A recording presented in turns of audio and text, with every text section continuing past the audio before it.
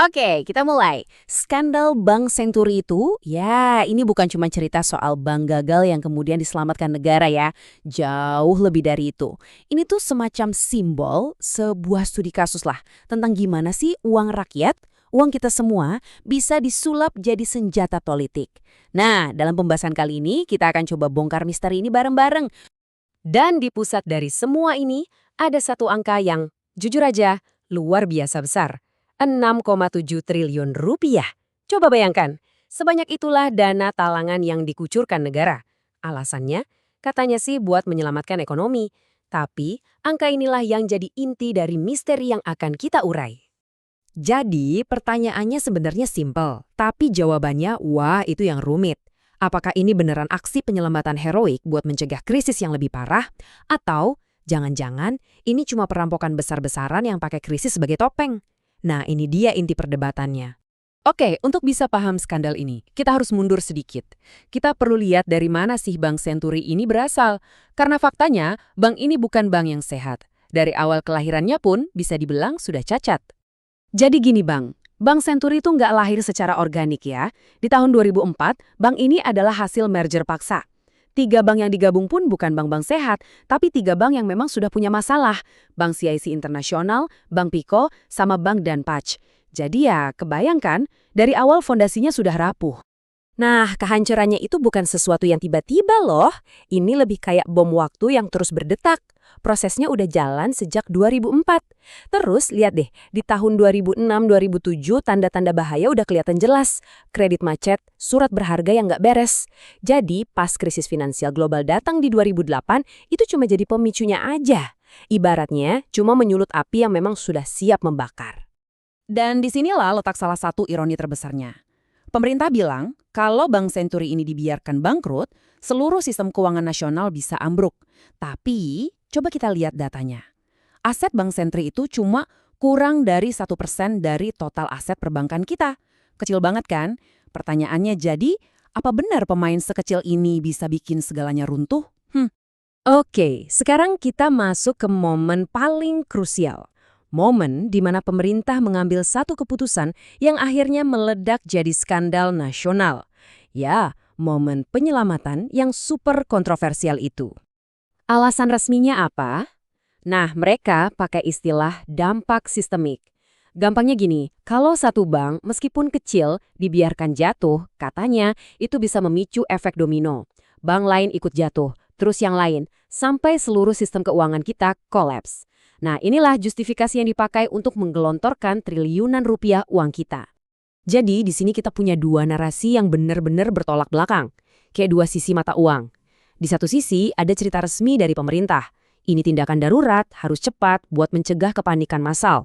Di sisi lain, ada pandangan dari para pengkritik. Sistemik itu cuma alasan aja.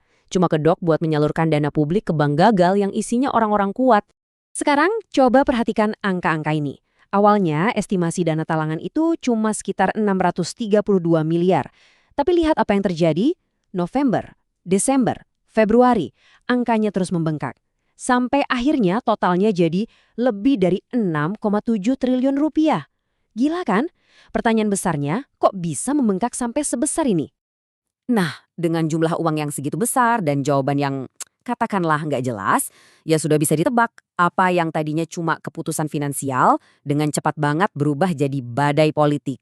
Dan badai ini menyeret banyak sekali lembaga penting. Siapa aja? Ada Bank Indonesia sebagai bank sentral yang kasih rekomendasi pertama. Terus ada Kementerian Keuangan lewat komitenya yang bilang ini sistemik. Ada LPS yang tugasnya menyuntikkan dana triliunan itu. Dan akhirnya ada DPR yang sampai membentuk panitia khusus atau pansus buat menginvestigasi semuanya. Jadi, hampir semua pilar negara terseret masuk. Anda yang mungkin ingat, sidang-sidang pansus di DPR itu disiarkan langsung di TV kan? Dan itu jadi tontonan nasional, semua orang nonton. Pejabat-pejabat paling tinggi seperti Wakil Presiden Budiono dan Menteri Keuangan Sri Mulyani harus duduk di sana dan dicecar pertanyaan. Jadi seperti kutipan ini bilang, ini udah bukan lagi soal ekonomi, ini panggung politik, ajang saling serang dan saling bela. Dan disinilah skandalnya mencapai puncaknya. Masalahnya bukan lagi cuma soal menyelamatkan bank. Tuduhan yang paling serius pun muncul. Katanya, sebagian dari dana talangan triliunan itu mengalir buat membiayai kampanye Pilpres 2009. Bayangkan, uang publik dipakai buat kepentingan politik. Ini tuduhan yang sangat-sangat berat. Oke, setelah investigasi bertahun-tahun, sidang-sidang yang panas, kemarahan publik di mana-mana, apa hasilnya? Pertanyaannya sekarang, siapa yang akhirnya kena getahnya? Siapa yang harus bertanggung jawab? Memang, ada yang dihukum. Sistem hukum kita nggak diam sepenuhnya. Robert Tantular, si pemilik bank, masuk penjara. Budi Mulya, salah satu deputi gubernur BI, juga dihukum. Ada juga beberapa pejabat bank lain.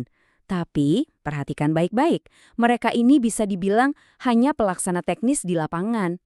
Dan ini mungkin yang jadi sumber kekecewaan terbesar bagi publik. Para pengambil keputusan utamanya, orang-orang di level politik tertinggi yang kasih lampu hijau, mereka memang sempat diperiksa, tapi tidak pernah sekalipun jadi tersangka. Seolah-olah hukum berhenti di level tertentu dan tidak bisa menjangkau mereka yang di puncak. Hasilnya, investigasi ini malah meninggalkan lebih banyak pertanyaan daripada jawaban. Siapa sih yang paling diuntungkan dari dana 6,7 triliun ini? Bener nggak ada aliran dana ke partai politik buat pemilu? Kenapa penyelidikan kayak mentok di level menengah? Dan kemana perginya laporan transaksi mencurigakan dari PPATK?